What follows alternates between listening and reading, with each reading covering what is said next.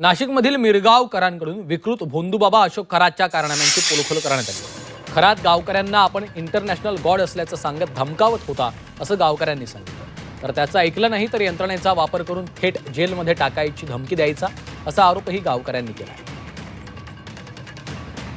साहेब आम्हाला इतका काही त्रास आहे काही माप नाही, इतकी दहशत आहे का आम्ही रडतो त्याच्या समोर। इतकेपर्यंत माझ्या 2 मुलांना जेलमध्ये घातलेले साहेब। काय सांगायचं, खोटे आरोप करू हे 2 जण पोल उपटतील का साहेब?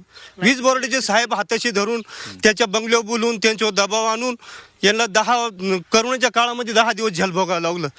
कितपर्यंत सहन करायचं साहेब आम्ही सांगा? हां काय करलं पाहिजे आम्ही सांगा? इथपर्यंत आम्हाला त्रास आहे याचा। हा मिरगाव नको आहे आम्हाला। हा त्या असिस्टंटचे तो असिस्टंट त्यांचं ऐकतो, त्याची आमची दुश्मनी नाही आहे। त्याचे साहेबांचे आम्ही कुठं बांध कोरलेले नाही आहे किंवा आम्ही त्यांच्याकडे पैसे मागितलेले नाही आहे। आणि यो एवढा बुट्टा शिंगे, रमेश शिंगे, माधव हिंगे हा मला त्याला सांगून तो साहेब आम्हाला त्रास देतो साहेब। तो जो त्याचा असिस्टंट म्हणून काम करतो रमेश हिंगे हा आमच्या साहेब म्हणजे सगळ्या जगाचा बाप आहे।